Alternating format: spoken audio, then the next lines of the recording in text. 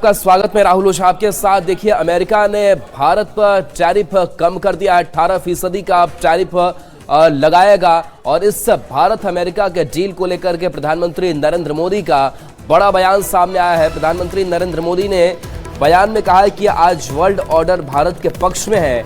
मैंने कहा था कि वर्ल्ड ऑर्डर बदल रहा है। संसदीय दल की बैठक में प्रधानमंत्री ने कहा कि अमेरिकी ट्रेड डील से अच्छा वातावरण बना। लोग आलोचना कर रहे थे, लेकिन हमने धैर्य रखा और उसका परिणाम भी निकला। तो पहले जो 50% का टैरिफ अमेरिका लगाए हुए था, वो अब टैरिफ घटा करके 18% किया गया है, जिस पर प्रधानमंत्री नरेंद्र मोदी का बड़ा बयान सामने आया है। तो उन्होंने कहा कि आज वर्ल्ड ऑर्डर भारत के पक्ष में है और मैंने कहा था कि ये ऑर्डर जो है वो बदल रहा था। और देखिए, वंदे मातरम के नारे और ये एनडीए जो बैठक है उसकी तस्वीर आप तक हम पहुंचा रहे हैं, जहां प्रधानमंत्री नरेंद्र मोदी का स्वागत किया गया है। एनडीए के नेताओं की यहां पर मौजूदगी है और इसी बैठक के दौरान प्रधानमंत्री नरेंद्र मोदी का बड़ा बयान इस भारत अमेरिका डील पर सामने आता है। बता दें कि भारतीय कारोबारियों के लिए अमेरिका से बड़ी और राहत भरी खबर सामने आई है। अमेरिका ने भारत पर लगाए जाने वाले भारी भरकम 50% टैरिफ को घटाकर अब सिर्फ 18% कर दिया है।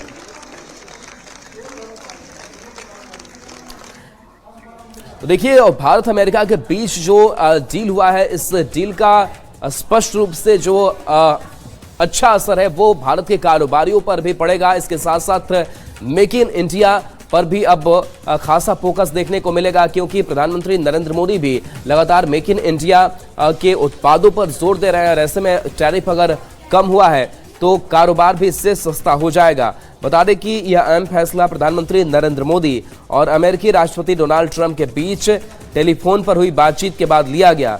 अमेरिकी राष्ट्रपति ने खुद इस फैसले की जानकारी अपने सोशल मीडिया प्लेटफॉर्म ट्रूथ से साझा की। उन्होंने पोस्ट में लिखा कि अब भारत पर 50% नहीं बल्कि केवल 18% टैरिफ लागू होगा।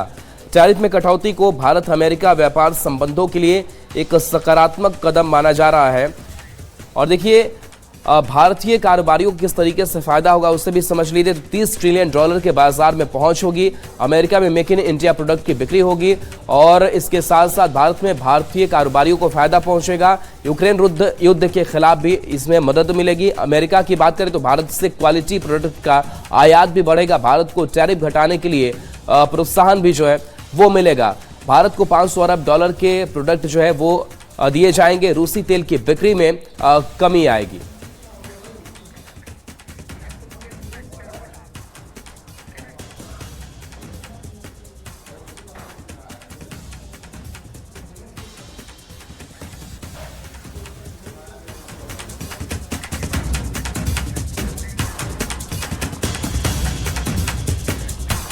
अब देखिए, इस टैरिफ डील पर किस किस सेक्टर को किस तरीके से लाभ पहुंचा है उस आंकड़े को भी हम देख लेते हैं। और जाहिर सी बात है कि ये भारतीय व्यापार के लिए एक बड़ा शुभ संकेत सामने आया है।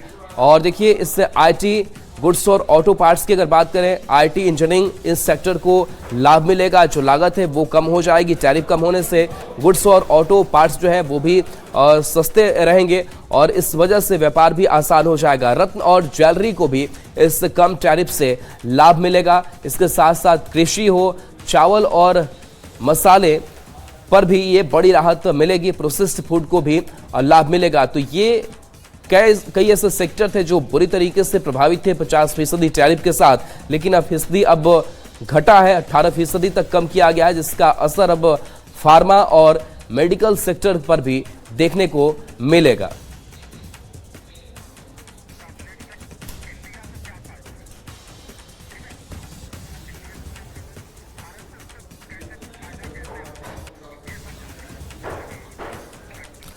अब देखिए, भारत को इस टैरिफ कम होने से क्या क्या फायदा होगा उसे भी एक एक करके हम ग्राफिक्स के जरिए समझ लेते हैं। तो भारत से निर्यात जो है वो अब सस्ता हो जाएगा। इसके साथ साथ टैरिफ कम होने से निर्यात को बढ़ावा मिलेगा।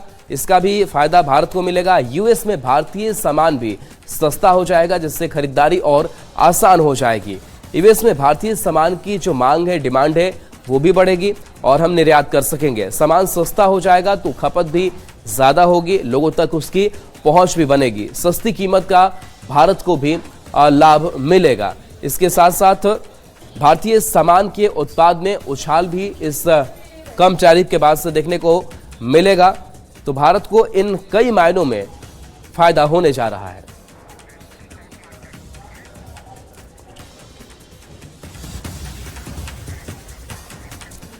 और देखिए, भारत और अमेरिका के बीच डील के बाद से स्टॉक मार्केट, शेयर बाजार भी आज झूमूठा। बाजार खुलने के साथ ही शेयर बाजार में बढ़त देखने को मिली। इसके साथ साथ सोने चांदी के दाम में भी आज उछाल जो है वो देखने को मिले हैं। बता दें कि इस खबर का असर इतना हुआ कि सेंसेक्स 3656 अंक की बढ़त के साथ आज खुला और निफ्टी में करीब 800 अंकों की तेजी देखने को मिली।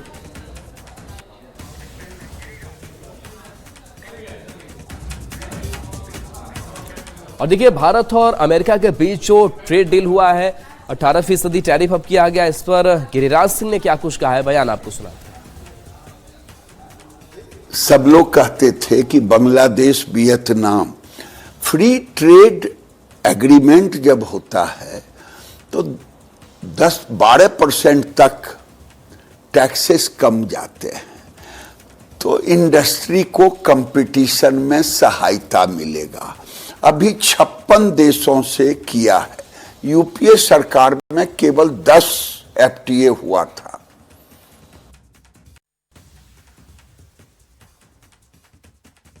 संसदीय दल की महत्वपूर्ण बैठक हुई है, जिस बैठक में प्रधानमंत्री नरेंद्र मोदी मौजूद थे और औपचारिक तौर पर बीजेपी के राष्ट्रीय अध्यक्ष नितिन नवीन का भी इस दौरान स्वागत किया गया। बजट पर चर्चा हुई, 2047 तक के विकास मैप पर भी बातचीत की गई। इस बैठक में केंद्रीय बजट 2026 और विकसित भारत 2047 के लिए सरकार के विजन पर चर्चा की गई। बैठक में भारत अमेरिका के बीच ट्रेड डील का जश्न भी देखने को मिला। सांसदों ने प्रधानमंत्री को माला पहनाकर भव्य स्वागत किया और भारत अमेरिका के बीच हुई ऐतिहासिक ट्रेड डील को लेकर बधाई दी, जिस पर पीएम मोदी ने भी सांसदों का आभार जताया।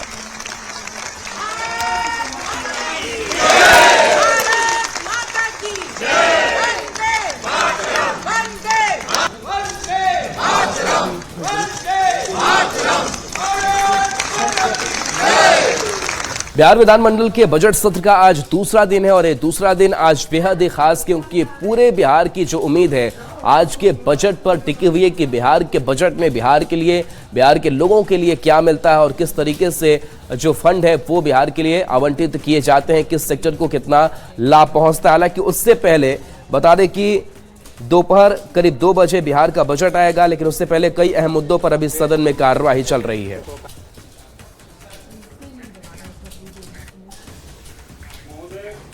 और मोकामा से जेडीयू के विधायक अनंत सिंह ने आज शपथ ली है। शपथ इस वजह से नहीं हो पाई थी क्योंकि वो दुलारचंद मामले में जेल में थे और जेल से बाहर आने के बाद से अब वो सदन के अंदर पहुंचे और आज विधानसभा की कार्यवाही के दौरान उन्होंने अपने शपथ को पूरा किया।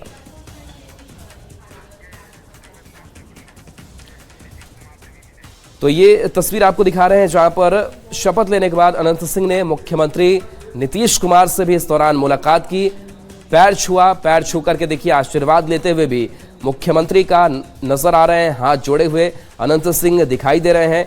बता दें कि दुलारचंद यादव हत्याकांड में न्यायिक हिरासत में बंद अनंत सिंह को केवल शपथ के लिए बाहर आने की अनुमति दी गई है और ये तस्वीर हम आपको दिखा रहे हैं जहां शपथ लेने के बाद सीधे वो मुख्यमंत्री नीतीश कुमार के पास पहुंचते हैं, उनका आशीर्वाद लेते हैं, पैर छूते हैं।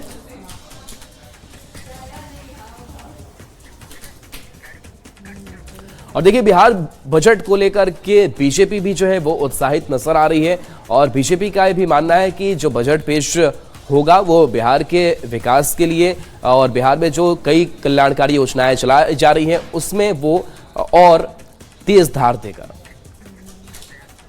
लगातार बिहार के का बजटीय उपबंध बढ़ रहा है। 2005 में 23,000 करोड़ बिहार का बजटीय उपबंध था, जो पिछले वर्ष 3,17,000 करोड़ हो गया और समाज के सभी वर्गों के लिए बिहार की सरकार लगातार बजट पेश कर रही है। कल जो आर्थिक सर्वेक्षण वित्त मंत्री जी ने सदन के पटल पर रखा। काफ़ी उत्साहवर्धक। बिहार देश में सबसे तेज गति से विकास करने वाला राज्य बन रहा है। आरजेडी विधायक भाई वीरेंद्र ने कहा है कि केंद्र के बजट में बिहार को नजरअंदाज किया और इस बिहार के बजट से भी हम बहुत उम्मीद लगाकर नहीं रख सकते। कोई उम्मीद हमको नहीं है, बिहार के लोगों को कोई उम्मीद नहीं है, क्योंकि एनडीए का बजट केंद्र सरकार ने पेश किया और बिहार को विशेष राज्य का दर्जा नहीं देना। बिहार में पटना विश्वविद्यालय जो बहुत पुरानी विश्वविद्यालय है, अब पटना विश्वविद्यालय उस केंद्रीय विश्वविद्यालय में का दर्जा देना ये भी नहीं हो। तो बिहार बजट से पहले सियासत गर्म है। एक तरफ सत्ता पक्ष ये कह रहा है कि जो बजट है वो बिहार के विकास को और गति देगा, तो दूसरी तरफ विपक्ष जो है वो इस बजट पर सवाल उठा रहा है। बिहार का बजट भी वही होगा जो केंद्र में इसके आग्रह ने किया है। बिहार का बजट किसानों के लिए, बेरोजगारों के लिए और उन जिलों के लिए जिनका पर कैपिटा इनकम कम है। आप बैलेंस की बात करते हैं कि पूरे राज्य में समान विकास होना चाहिए। सीमांचल के लोगों ने क्या कसूर किया है, शिवहर के लोगों ने क्या कसूर किया है, तो इस तरह से बिल्कुल बिहार का इंसाफ हुआ ही नहीं। विजन नहीं है, विपक्ष को कोई दिमाग नहीं है, विपक्ष बजट को पढ़ता नहीं है, उसके समझ से बाहर है। बजट को जब पढ़ेगा तो नीतीश कुमार जिंदाबाद, बिहार सरकार जिंदाबाद बोलेगा। तेजस्वी के समझ के। और देखिए बिहार एसटीएफ को बड़ी कामयाबी मिली है। दानापुर से बड़ी खबर बता रहे हैं जहां पर गिरफ्तारी हुई है और ये गिरफ्तारी कई मायनों में खास मानी जा रही है। बताया जा रहा है कि जो आरोपी है वो बेंगलुरु फरार था और बेंगलुरु में छिपकर रह रहे नौबतपुर के कुख्यात बाप बेटा गैंग के मुख्य सरगना मनोज सिंह और मानिक सिंह को एसटीएफ ने बेंगलुरु से गिरफ्तार किया है। दोनों अपराधियों पर 12 से ज्यादा हत्या, लूट, रंगदारी और संगठित अपराध के मामले दर्ज थे।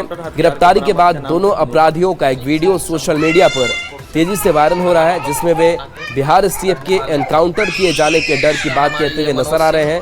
वायरल वीडियो में दोनों अपराधी बार बार अपनी जान को खतरा बताते हुए कानून के हवाले से न्याय की गुहार लगाते दिखाई दे रहे हैं। हालांकि वायरल वीडियो की न्यूज़ 18 पुष्टि नहीं करता। बिल्डिंग में हमारे और हमारे पिताजी को यहाँ से ले जाकर फर्जी मुठभेड़ किया जाएगा और हथियार बरामद के नाम पे या भागने के नाम पे हमको मुठभेड़ करके हमको मारा जाएगा। दोनों को मार दिया जाएगा, या पैर में या जान से मार दिया जाए। और देखिए इस बीच भागलपुर से बड़ी खबर, जहां पर हनुमान मंदिर से चोरी की घटना को अंजाम दिया गया है और इस चोरी की घटना के बाद से लोगों में भी आक्रोश यहां देखने को मिल रहा है। पुलिस पर कई सवाल खड़े किए जा रहे हैं। हालांकि इस पूरे मामले की तहकीकात को लेकर के पुलिसिया जांच जो है वो शुरू हो चुकी है। चोर गहना और दान पेटी लेकर फरार हो गए। 3 से 4 लाख रुपए की चोरी हुई है। जोगसर थाना क्षेत्र के छोटी खंजरपुर चौक पर स्थित हनुमान मंदिर में देर रात चोरों ने चोरी की घटना को अंजाम दिया है। मंदिर में मां वैष्णवी के आभूषण और दान पेटी को लेकर चोर फरार हो गए। बताया जा रहा है कि 3 से 4 लाख रुपए की चोरी की घटना को अंजाम दिया गया है। पुलिस चौकी में जवान की तैनाती होती तो चोरी की घटना नहीं घटती, ये लोग कह रहे हैं। वहीं घटना के बाद पुलिस मौके पर पहुंचकर जांच कर रही है। सीसीटीवी फुटेज को खंगाला जा रहा है। अंदर नहीं गए हैं आप लोग? यह चोरी का सबसे बड़ा कारण है। आजकल समाज में जो नशा वाला, जो पुड़िया वाला चल रहा है, वही लोग चोरी होने की संभावना है। हाँ, इसके पहले भी चोरी हुई था, आधार लाख मिला था। बार बार हो रहा है। प्रशासन द्वारा यहाँ पर फाड़ी होने के वजह से भी सुरक्षा नहीं दिया जाता है। सुरक्षा दिया जाए यहाँ पर, और मंदिर की भी सुरक्षा दिया जाए। लगभग सुबह 6:30 बजे हमने मंदिर का मेन गेट खोला, तो रोजाना की तरह मंदिर धोने के लिए आए तो देखे, हमने पर्दा हटाए तो देखे कि मैया का जेवर दान पेटी गोल। हमने सबसे पहले पूरे समाज को जानकारी दिए, फिर आदमपुर थाना में जाए। इससे पूर्व भी चोरी हुआ था अष्टधातु का नाग, जो कि थाना में केस दर्ज हुआ, चोर भी गए। इससे पूर्व बगल में पुलिस चौकी है, इसके नाता संतरी रहता है, ड्यूटी रहता है। आज संतरी रहता है तो इस तरह का घटना नहीं है। खबर वैशाली से है, जहां पर पूर्व सरपंच का एक वीडियो वायरल हो रहा है और इस वीडियो में वो हथियार के साथ नजर आ रहे हैं। अब इस वीडियो पर प्रशासन ने संज्ञान लिया है, जांच शुरू कर दी गई है। ये तस्वीर देखिए, जहां लालगंज बसंत जहानाबाद पंचायत के पूर्व सरपंच का ये वीडियो है। वीडियो में साफ तौर पर देखा जा सकता है कि पूर्व सरपंच अपने आप को बाहुबली साबित करने के लिए सरेआम फायरिंग कर रहे हैं। वीडियो वायरल होने के बाद लालगंज थानाध्यक्ष और एसडीपीओ हरकत में आए हैं और पूरे मामले की जांच के लिए टीम गठित कर जांच शुरू कर दी गई है। बताया जाता है कि पहले से भी पूर्व सरपंच अपने लाइसेंसी हथियार से सरेआम फायरिंग करते हैं। इस मामले में पुलिस का कहना है कि पूर्व सरपंच ने सरेआम लाइसेंसी हथियार से फायरिंग की तो उनके लाइसेंस रद्द करने की कार्रवाई भी शुरू की जाएगी। पूर्व सरपंच कई बड़े नेता के करीबी भी बताए जाते हैं। हालांकि यह वीडियो कब का है इस बारे में जानकारी नहीं मिली।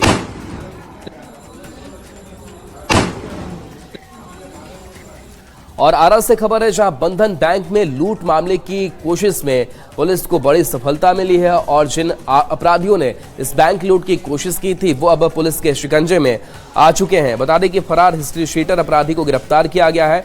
उसके पास से पुलिस ने एक देसी पिस्टल, एक मैगजीन और 2 कारतूस बरामद किया है। गिरफ्तार गुड्डू यादव उर्फ रजनीश यादव ने पूछताछ के दौरान बैंक लूट मामले में अपनी संलिप्तता स्वीकार की है। गुड्डू यादव का आपराधिक इतिहास रहा है। उस पर उद्वंत नगर थाना में लूटकांड के कई मामले में आरोपित रहा है।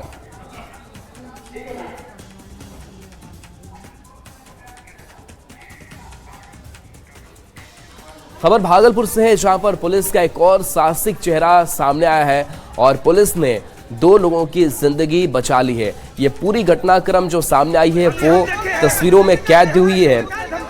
बता दें कि नवजात बच्चे को गोद में लेकर विक्रमशिला सेतु से गंगा में खुदकुशी करने की कोशिश कर रही महिला को दारोगा सिकंदर कुमार ने बचा लिया। दरअसल दारोगा सिकंदर कुमार भागलपुर से नौगछिया ड्यूटी पर जा रहे थे, तभी विक्रमशिला सेतु पर महिला अपने बच्चों को गोद में लेकर गंगा में छलांग लगाने की कोशिश कर रही थी, जिस समय रहते ही दारोगा ने बचाया और हिम्मत दिया। महिला किस कारण से खुदकुशी करने की कोशिश कर रही थी यह अभी साफ नहीं हो पाया है। बाप रे बाप, अभी हम देखे हैं। जहानाबाद की नीट छात्रा मौत मामले में लगातार अब कार्रवाई के साथ साथ जो लोग हैं वो भी अब न्याय की गुहार लगा रहे हैं और इसको लेकर के अलग अलग जगहों पर कहीं मार्च निकाला जा रहा है, कहीं नारेबाजी की जा रही है। और ऐसे में गृह जिले में लोगों ने न्याय मार्च किया। सीबीआई जांच की अनुशंसा के बावजूद विरोध प्रदर्शन और इंसाफ की मांग को लेकर आंदोलन जारी है। ब्रह्मर्षि समाज की ओर से विरोध मार्च निकाला गया। मार्च की शुरुआत मृतक छात्र संवेदना के गांव से हुई है, जो शाम में जिला मुख्यालय पहुंचेगी। करीब 22 किलोमीटर लंबी इस पदयात्रा के दौरान लोग संवेदना के लिए इंसाफ की मांग कर रहे हैं। सकूराबाद होते हुए जहानाबाद समाहरणालय तक हम लोग पैदल मार्च किए हैं। जिनको भी पैदल चलने में है समर्थता है वो चल रहे हैं, जिनको नहीं समर्थता है वो गाड़ी से भी चल रहे हैं और हम लोग आज पैदल मार्च कर रहे हैं। और खबर गिरिडीह से है, जहां पर मजदूरों को नजरबंद किया गया था और इसी मामले को लेकर के उन्होंने न्याय की गुहार भी लगाई है। बता दें कि बगोदर प्रखंड के 5 प्रवासी मजदूरों का अफ्रीकी देश नाइजर में हथियारबंद उग्रवादियों ने अपहरण किया था।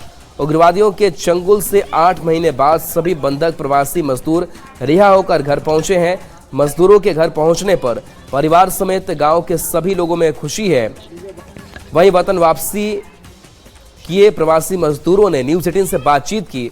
इस दौरान सभी मजदूरों ने अपनी आपबीती सुनाई और सरकार से स्थानीय स्तर पर रोजगार की व्यवस्था करने की मांग की। गिरिडीह जिले से आए दिन लगातार प्रवासी मजदूरों से संबंधित मामले सामने आते रहते हैं। कभी प्रवासी मजदूरों को काम करवाकर पैसा नहीं दिया जाता है तो कभी मजदूरों को अगवा कर लिया जाता है। इसी तरह का मामला आज से 8 महीना पहले आया था कि किस तरह से गिरिडीह जिले के बगोदर प्रखंड के अंतर्गत आने वाले दोंदुलो से 5 प्रवासी मजदूरों की जो किडनैपिंग है साउथ अफ्रीकी कंट्री नाइजर से कर लिया गया था उग्रवादियों के द्वारा। इस दौरान हथियारबंद उग्रवादियों के द्वारा घटना को अंजाम दिया गया था और 5 प्रवासी मजदूरों को किडनैप कर लिया गया था। अभी इस वक्त हम मौजूद है चंद्रिका महतो के घर में, जो एक मजदूर है उन 5 में से एक जिनकी किडनैपिंग कर ली गई थी और उग्रवादियों के चंगुल से 8 महीने के बाद रिहाई हुई है और घर पहुंचे हुए हैं। हम लोग जो खाना का लंच टाइम था वो तो 1 बजे हम लोग करते थे, उतरे खाना खाए और जैसे टाइम हुआ ऊपर काम करने चढ़े। अगर बाद वही चढ़ गया, वही तो 10 मिनट के बाद उधर से देखा गोली पूरा चलने लगा, 2 चक्का का बाइक का आवाज आने लगा पूरा था। इधर पुलिस लोग जो सोया था बाद में फायरिंग करने लगा। फायरिंग करते हुए वो अपना हुआ, तकर बाद पुलिस लोग सब भाग गया। वही अपना अपना बस वही हम लोग दौड़ लगाए, थोड़ा भाग गया। थोड़ा बहुत परेशान हमको ये देखिए कि छोटा बच्चा था तकने हम पोसे, और अब जब बड़ा हुआ तो हम बेटा का मुँह देखने में हम लोग को बहुत तकलीफ है। अभी ठीके लागू है, या तक लागू लेवल कने हमर बाल बच्चा कने रहथिन तक ठकानी। अच्छा, और की के चाहूं और की कहबार अब आएगा सामने। और कहीं ना कहीं ये लोग सरकार को भी धन्यवाद अर्पित कर रहे हैं, क्योंकि कहीं ना कहीं सरकार के प्रयास से, पहल के माध्यम से ही इन लोगों की रिहाई हो पाई है। गिरिडीह से न्यूज 18 के लिए मैं एजाज अहमद। और देखिए दानापुर से बड़ी खबर, जहां पर आरपीएफ ने एक महिला की जान बचा ली है। आरपीएफ में देवदूत बनकर आया और उसने ट्रेन के नीचे आने से महिला को बचा लिया। ट्रेन पर चढ़ने के दौरान महिला का पैर फिसल गया था। ये तस्वीर आप तक पहुंचा रहे हैं, जहां देखिए इस ट्रेन पर चढ़ते ही महिला का पैर फिसलता है और देखते ही देखते वो आरपीएफ जवान वहां पहुंचता है और उस महिला को खींच लेता है। वो ट्रेन के नीचे जाने से बच जाती है। कुछ ही सेकंड में वो पल भर में दौड़कर पहुंचता और इस महिला की वो जान बचा लेता है। हालांकि इसके साथ साथ कुछ और भी स्थानीय जो वहाँ पर लोग हैं, यात्री जो स्टेशन पर मौजूद है, वो भी महिला की ओर भागते हैं। लेकिन सबसे पहले तेज गति के साथ ही आरपीएफ जवान महिला के पास पहुंचता है और इस महिला को ट्रेन से खींचता है और उसकी जान बचा ली जाती है। पाटलिपुत्र रेलवे स्टेशन की ये तस्वीर आप तक पहुंचा रहे हैं। रक्सौल मुंबई एलटीटी अंत्योदय एक्सप्रेस की महिला यात्री बचाई जा रही है। जो ट्रेन पकड़ने के लिए जा रही थी, वैसे ही ट्रेन खुल पड़ती है, महिला का पैर फिसल जाता है, वो बाहर ही रह जाती है और तब आरपीएफ जवान पहुंचता है, इस महिला को अपनी ओर खींचता है और ट्रेन आगे बढ़ जाती है और इस महिला की जान बचा ली जाती है।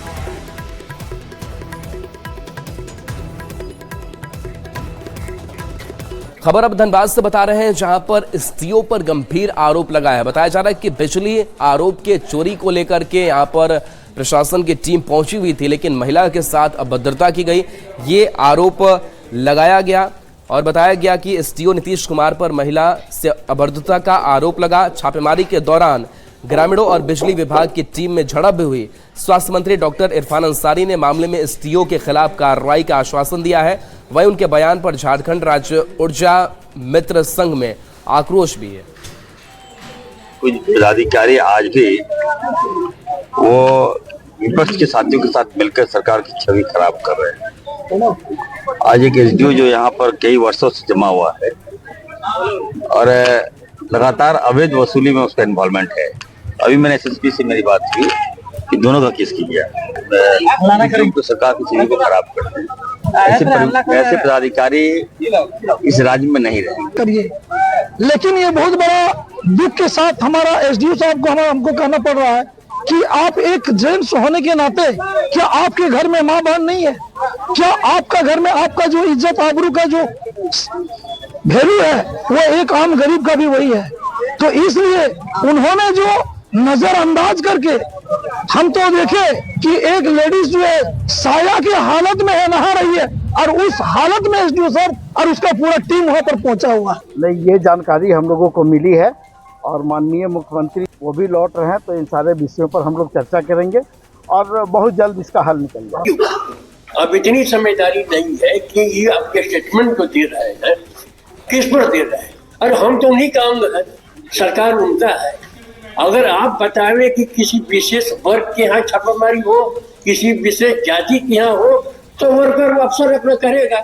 हम तो अफसर के आदेश पर चलते हैं। इसी क्रम में पूरे ग्रामीण एकत्रित होके ईटा, पत्थर, हरवा हथियार के साथ दौड़ाकर मारे, जो कि इस घटना को हम जितना निंदा करें कम है। उसके बाद इस कदर मारा गया जैसे मॉब लिंचिंग का मामला होता उस तरह से हुआ।